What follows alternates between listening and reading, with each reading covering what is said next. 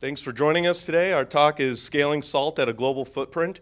I'm Drew Adams. This is Mark Chodos. We both work for OpenX as site reliability engineers.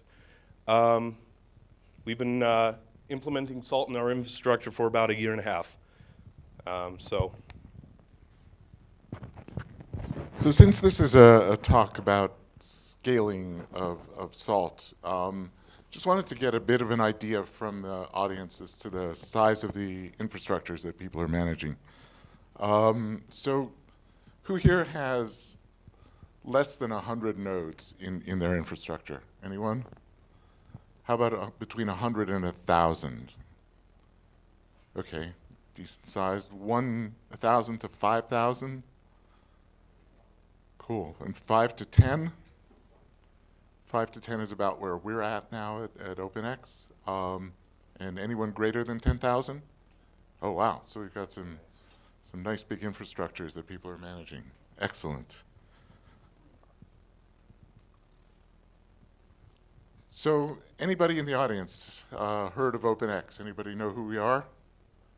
Ah, we have one. That's awesome. We're kind of a back-end player. We are an advertising technology company. What we do, well, Drew, I'll let you take that. All right, well, if you ask our marketing guys, that's what they're gonna tell you, right? I mean, a lot of just marketing buzzwords in there. I'll let you guys read it. But this is what probably matters to you guys, right? To this crowd, we care about the scale, right? We care about the speed and the sensitivity of seconds, milliseconds, right? And we're doing billions of ad requests daily. We've got 5 data centers spanning the globe, and you know, we need to make sure that we're implementing Salt in a way that scales to meet these demands, right?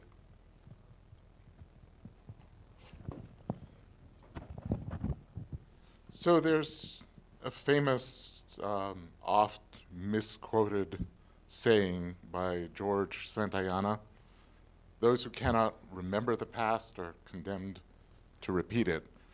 So we wanted to just give you guys a bit of our history, where we're coming from in terms of our Salt implementation, because obviously where we came from certainly influences the choices and the decisions that we make, some of the principles that we use in designing our Salt implementation. And in brief, we come from a place called Slack. Has anybody here heard of the Slack configuration management system?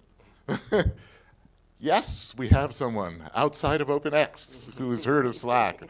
Awesome. So you'll know what we're talking about. Slack is pretty straightforward. It's Bash and Rsync, essentially. As you can see there, basically a glorified wrapper around Rsync. That's if you know Bash and Rsync, you know Slack. And it's one of the most active projects around. Well, updated as of August 2008. So, well, maybe not, right? So, it's not just Slack's fault. Our implementation of Slack could have been better. One of the things we do is we have this concept of roles in Slack. You know, I think we're all familiar with a kind of a fuzzy concept of role. Well, in Slack, they're really fuzzy because we might have several roles assigned to a machine, and it's not always clear what it is. And some of them are you know, the function of the machine. Some of them might be some configuration that the machine gets, and there's no naming convention around these, and there's no hierarchy or structure. So go ahead and find the role you're looking for. This is a ls of the roles directory for Slack. Yeah. Feels like feels like a Where's Waldo book, right? I mean, it's impossible to find what you're looking for. Well, our salty solution here, Salt to the rescue, we had some design principles that we sat down and one of the things we did really poorly with Slack when it was implemented at OpenX was I don't think anyone ever really thought about how that tool was going to scale over time. They needed a simple tool that was going to be in place and do the few things they needed it to do. Well, we can't just throw something into production like that anymore. It wasn't scaling in that configuration. So one of the core things we did with our Salt implementation was sit down and think about it, right? It's wild, guys, but not enough of us do this, right? Sit down and think about your Salt implementation. If you want the thing to scale, think about how you're going to do it. Think about what matters to your company. This mattered to us. So we wanted something that was simple, that was not as cluttered as our Slack implementation. We wanted, I mean, obviously, we have the luxury of it's not Bash and Rsync anymore. We've got YAML and some abstraction there. Salt is a really great tool, but we wanted to make sure it also integrated with our existing automation tools, source of truth, our inventory management system, if you will, and we needed it to scale over time. Very important. So one of the things we really learned was, you guys saw that Where's Waldo game, right? We don't want to end up with that again. So we also want to make sure that we have a single identity for a machine. In Slack, we had, I don't know, 2 to however many roles you wanted to assign to a machine. And when time really mattered, if stuff was hitting the fan, you wanted to make sure you could identify the machine. And that wasn't always the case with Slack. So we really want to make sure that we have a single identity for a machine, a single role we can apply to it. We want that role to be made of small modular parts, something that we don't have to spend a lot of time. In the Slack world, everything was Bash and Rsync. We spent a lot of time re-implementing the wheel. You guys saw that LS of the roles directory. Well, every role could have sub-roles because we didn't have grains or anything like that. So we would have, a sub-role for prod or QA, and we would have the same configuration file over and over and over again with maybe some different config values in there. We want to plug in little small modular parts into our roles and automatically have those populated with the right information, right? Reduce the amount of duplication we were going to have.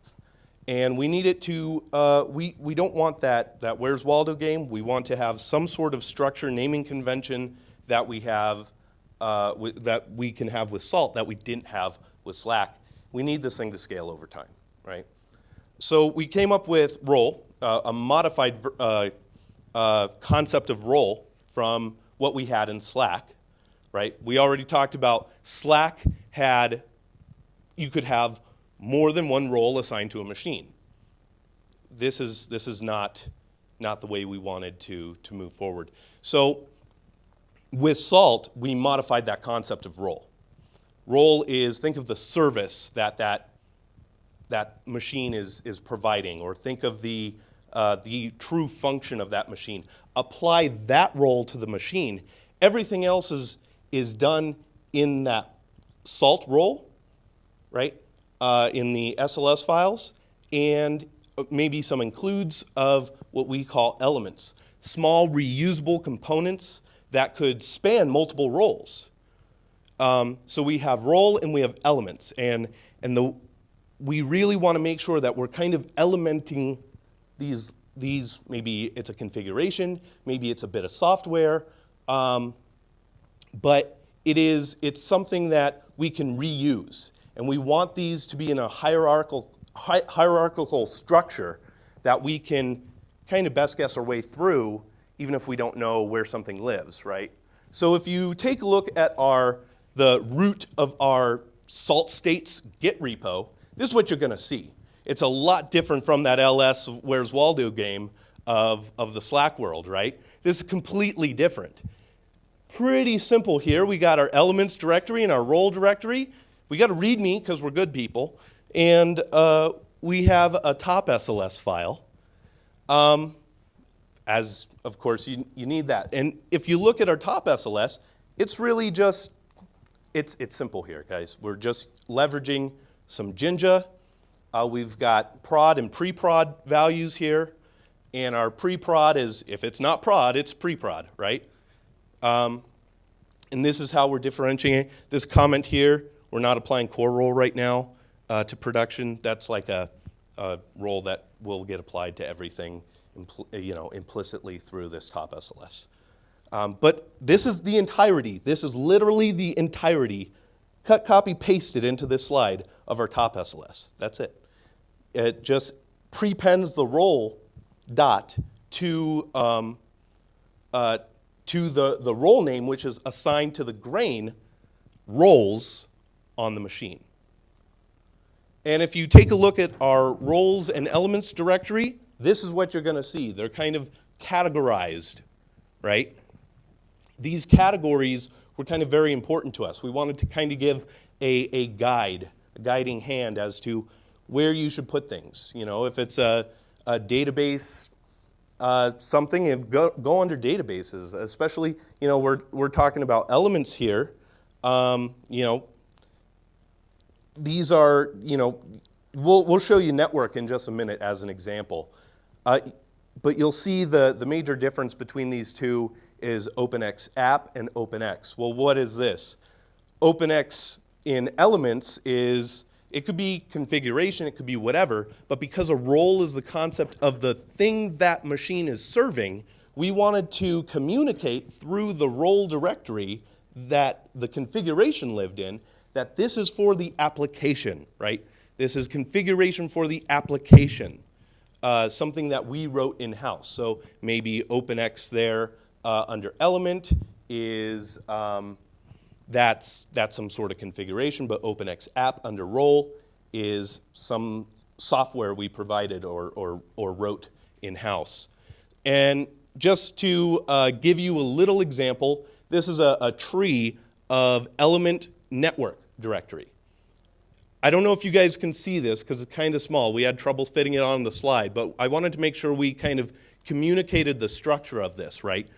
This is, we've got, you know, bind, HA proxy, HTTP. It's basically network services, right? Network, these are elemental pieces, right? This could be packages, whatever, but because this is elements, we want these to be very elemental pieces. They might install the package, put a file in place and start a service, and that's basically it, right? These are very elemental pieces, and just include those into your roles. This is literally a role that was written for our mobile UI. You'll see the name of the role at the top because we commented, because we're good people. OpenXapp.mobile.ui. That's the name of the role. That's the thing we apply to the machine, right? The machine has that. Role dot in top SLS gets prepended to that, and that's the path to your SLS files, right? You have, well, let's do this. We're including element, network, and Nginx, right? We're including it.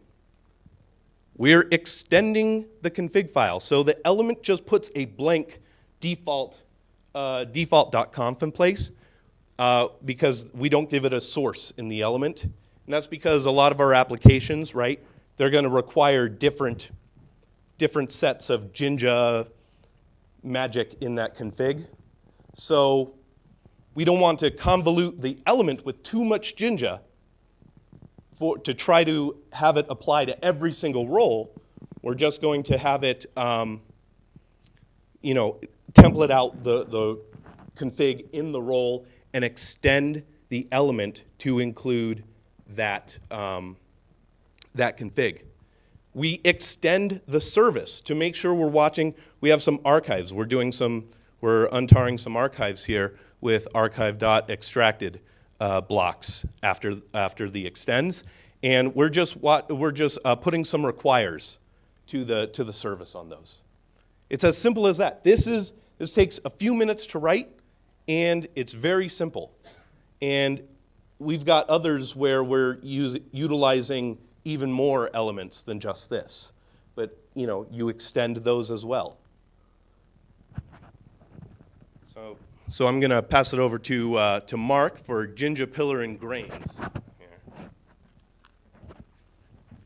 So when we talked about some of the principles we used in designing this, I'm going to look at a couple of them here. One of them was that we wanted single state files to describe a role regardless of where that role was being applied, whether it was being applied in a dev environment, a QA environment, production environment, whether it was being applied in our East Coast data center or our European data center. And each of those environments and locations might require different bits of configuration. We said we have a lot of interconnected services, so we make extensive use of HA proxy to let one service know what machines in another service it needs to talk to. So those are very dynamic things in our environment that change a lot, and obviously if it's running in one data center, it's going to talk to one set of machines. If it's running in another data center, it'll be talking to a whole different set of machines. But we wanted a single configuration file. In the Slack world, of course, that we were coming from, we would just have a configuration file for QA East Coast, another configuration for production in Europe, and it was just copying and pasting and changing and repeating, and it was just an awful ugly mess. So Jinja, templating with pillar, data, and grains, gave us the opportunity to really make this a lot better.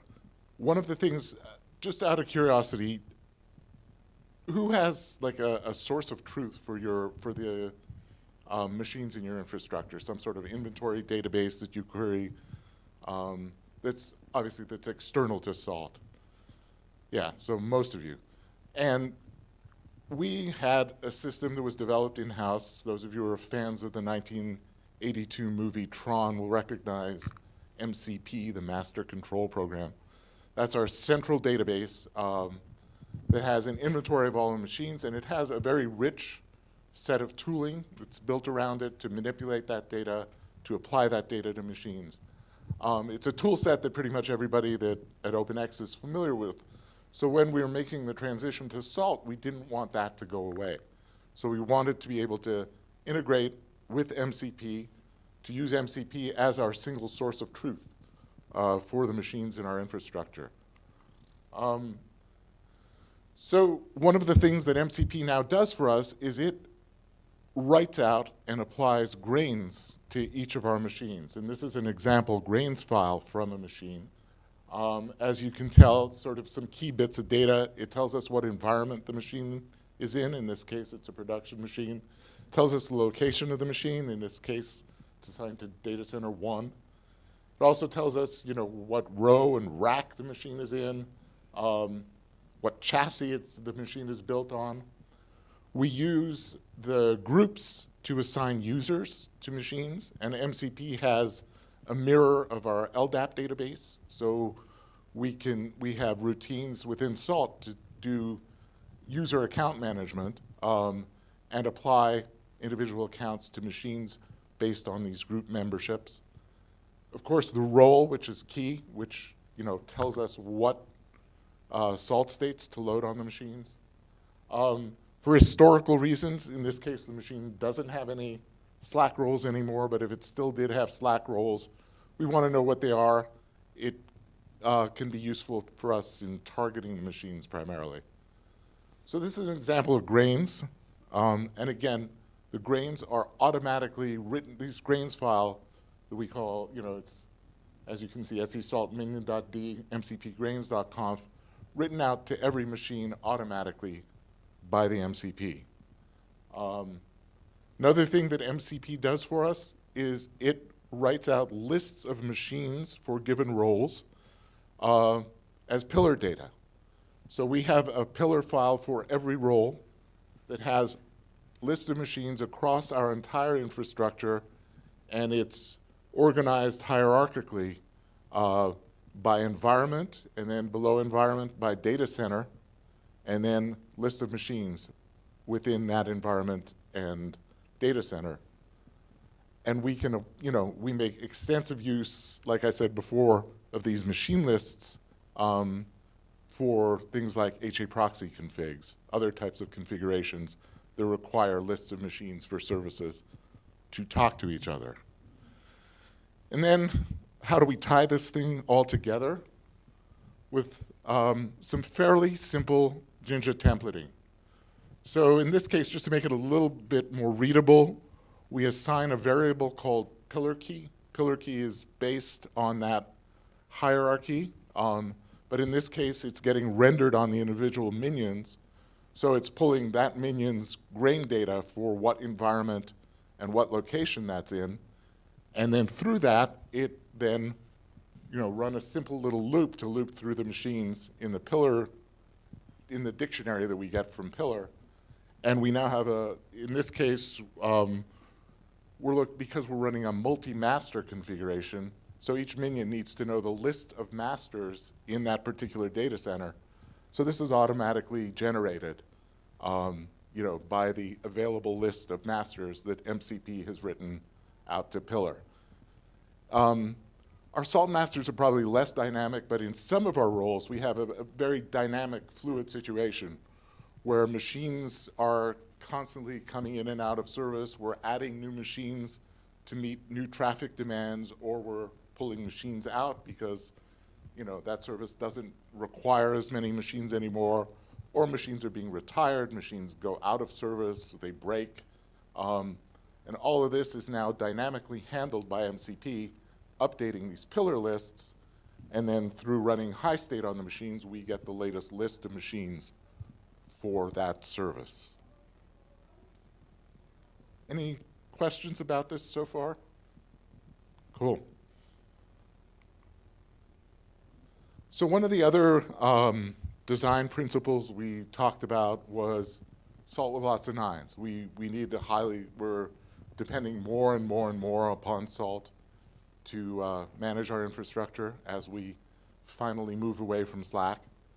And so it's obviously critical to us to have a highly available infrastructure. And what does highly available mean? Of course, we don't want single points of failure. So we are moving into sort of the world of multiple masters in each data center.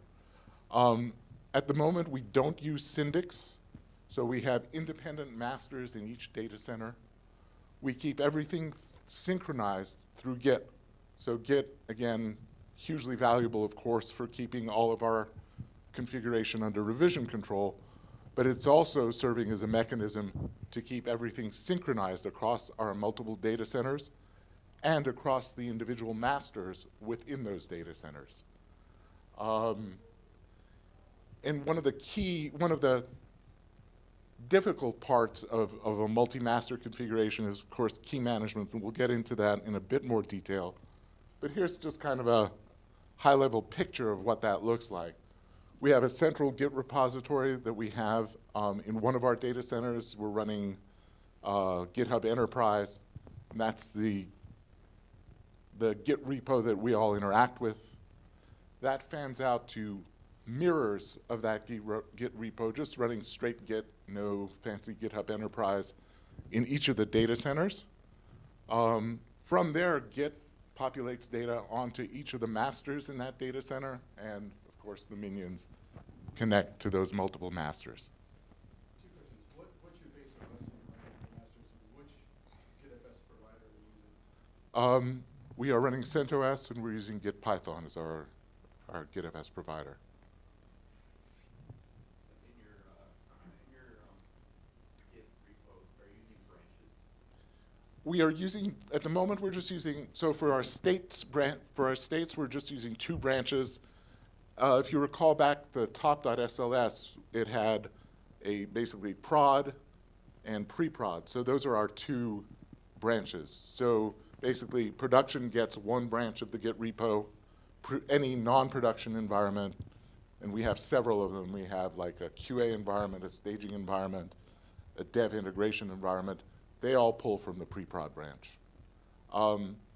We're not using Salt environments so much to account for those differences. We do that within the Jinja and within the templating that we use to apply specific configurations and values to the different environments.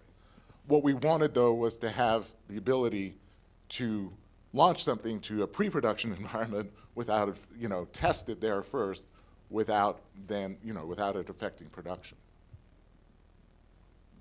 If you wanted to run a command on all the servers in your environment, would you have to log into each data center? Yes, at the moment we would. So that's one of the things that, one of the thoughts is maybe use Syndix to get around that. At the moment, we've got 5 data centers. It's not too terrible. You can use something like a parallel, a concurrent SSH session to do something concurrently on all 5 masters. Are there some benefits to why you went this direction instead of Rsync? Not really, just more simplicity, I think, more than anything else. Just keeping it simple was the real consideration. And we've talked about moving over to using Syndix, especially for the ability to, be able to log into one place to run something across the entire infrastructure.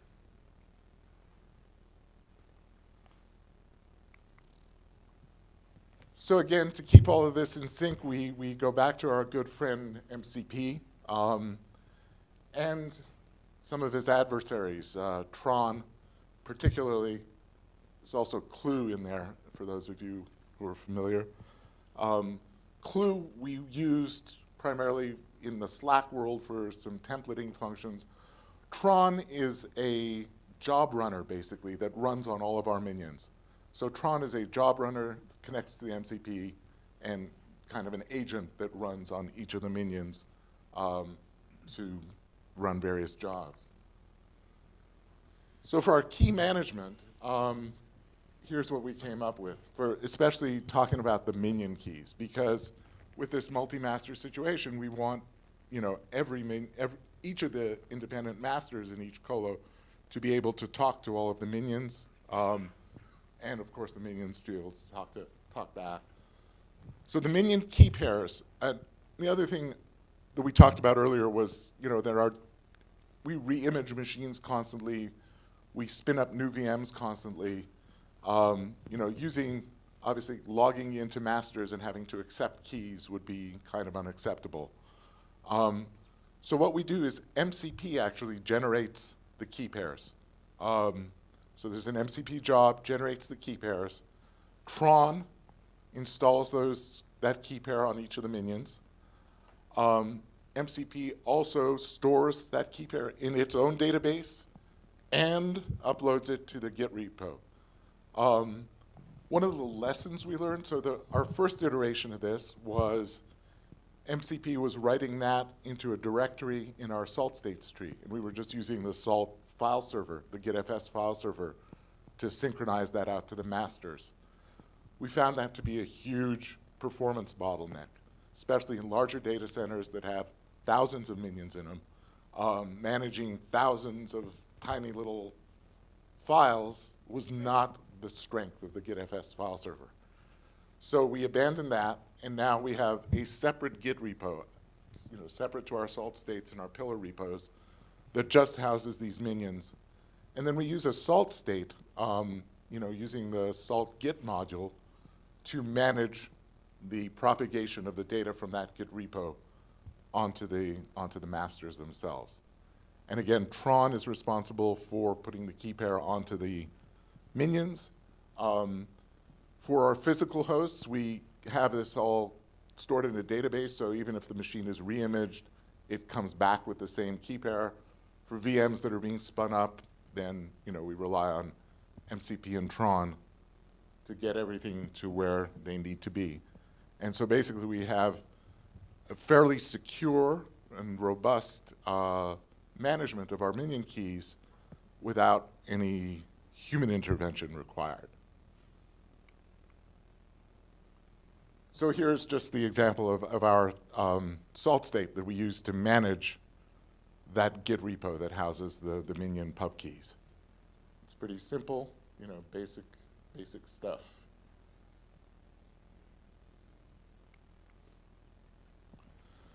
So that's kind of where we're at the moment. Some of the things that we are, you know, working on at the moment, some are partially implemented, some are things that we are thinking about and excited about.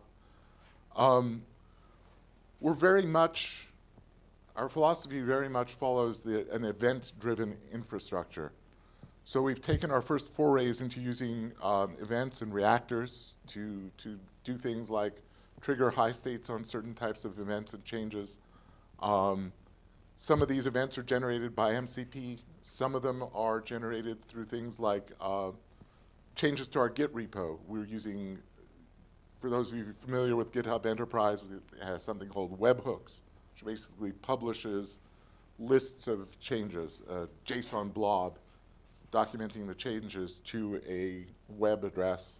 We listen on that web address, we parse what's coming in, and we take actions accordingly. In conjunction with that, and this is something, you know, that actually we worked with Dave Boucher of SaltStack, and, you know, while we were sitting with him, we were working on some of this reactor-driven stuff. And we saw, well, you know, in some cases, like changes to the Git repo, there might be 5 changes that will all trigger the same action.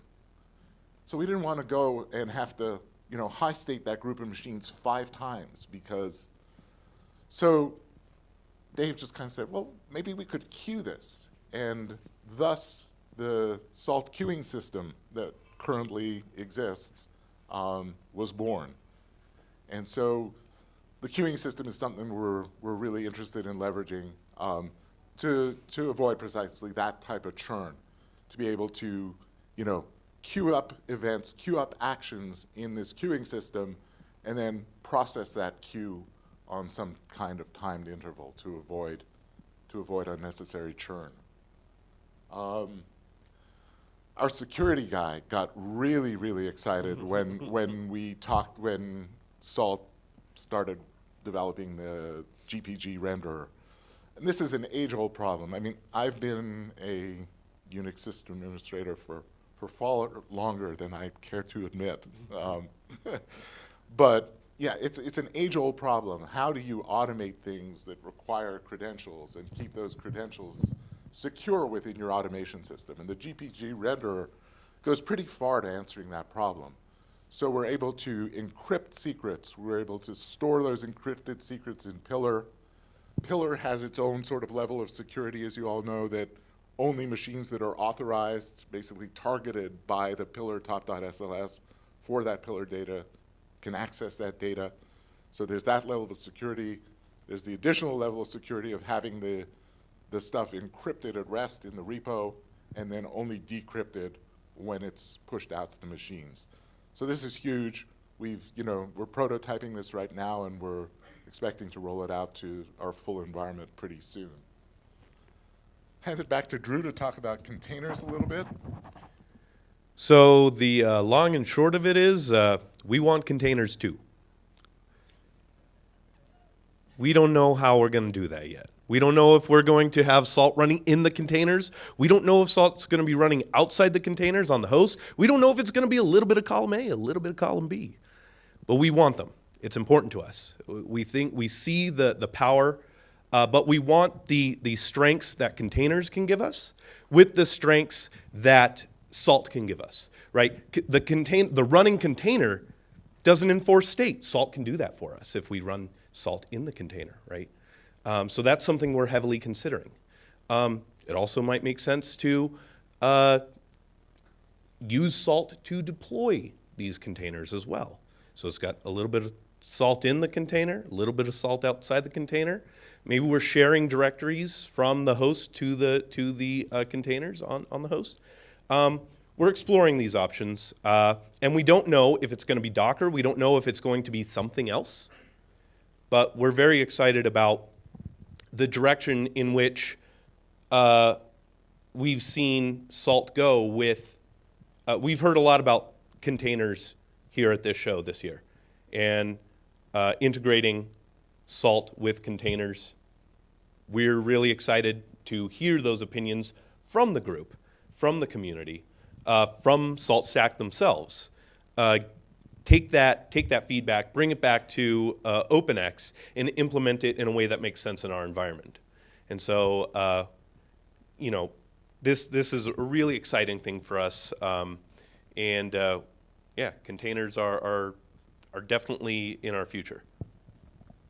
You know, and last, I just wanted to mention a couple of things that we really just learned about here at SaltConf, which are beacons and engines that, you know, really play into our desire to have this highly automated, event-driven infrastructure across our global footprint. You know, the idea of beacons being able to, you know, react to events, to track and react to events that are happening on the minions is huge. And it's something, you know, we had scratched our heads about and talked about, and now Salt has really provided the answer to that. And engines, you know, obviously, you know, take reactor essentially to the next level and allow us to do, rather than sort of this one-to-one reaction to events, allow us to do much more sophisticated processing of that event stream and take, you know, different, much more sophisticated actions based on those events. So those are things that we are very much looking forward to experimenting with and implementing in our infrastructure. That's about it. Time for questions. We've had a few during the talk, but you know, if anybody has any additional questions, comments, happy to take them. Are you doing the pillar in gitfs as well? Yes, we are. So it's not exactly gitfs. It's provider. yeah, the external Git pillar, and that's been working really well for us. Do you blacklist branches, or how do you handle that? Because it merges everything. In Pillar, we're just using a single branch at the moment. So we have a single master branch in Pillar, and again, we didn't feel the necessity sort of to have this pre-prod testing ability from the Pillar data. It's data, and so, you know, we Structured too. and it's right, and we have it structured out hierarchically by environment. So it seemed to make more sense to just stick with the single branch in our Pillar repo. You mentioned you're running a multi-master environment. How do you manage failovers if one of the masters died? What do you have to actually do? Or nothing required at all? So it's in a failover configuration. So basically, because there are two masters, all the minions know that there are two masters. They will try to connect to one of the masters. If that master is not available, they will automatically fail over.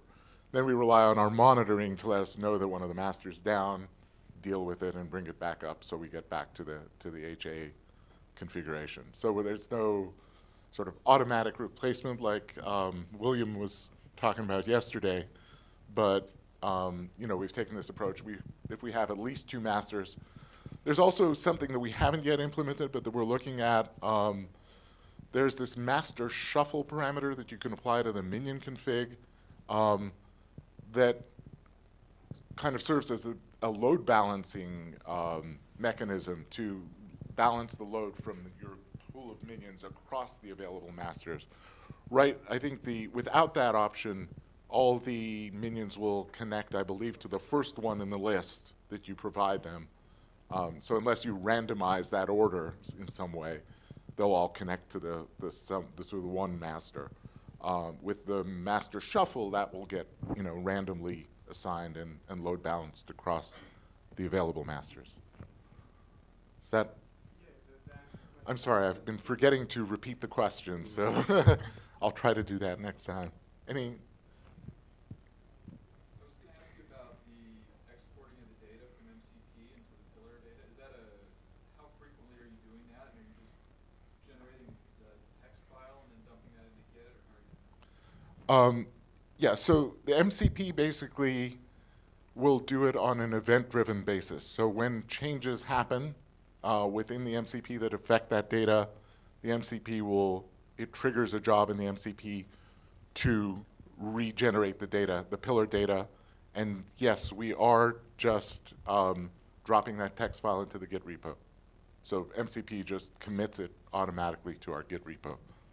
And again, the question was, what is the mechanism for getting that data from the MCP into the the pillar data from the MCP into the Git repo? I have a question about how you're splitting up your states. So again, I forget the first one was roles and what's the other one? Roles and elements. So in elements, I noticed that you're kind of postfix and patching stuff, and you're just kind of like getting them to the point where they're just installed in those states, and then you actually do the configuration and the roles. Yeah, so the question is, how are we dividing the work between roles and elements, the way we've split up our state files? So yes, basically that's what we're doing. The idea is that an element is a reusable state file that can apply across multiple roles. So mostly it is installing packages. In some cases it might be starting up services. In some cases it might be installing just a very generic and default configuration file that would be enough to get that service up and running if we needed to. Then within the role itself, we'll use the extends and excludes to modify that for the specific role. So in some cases, it might be dropping in a whole new config file that just completely replaces the default config.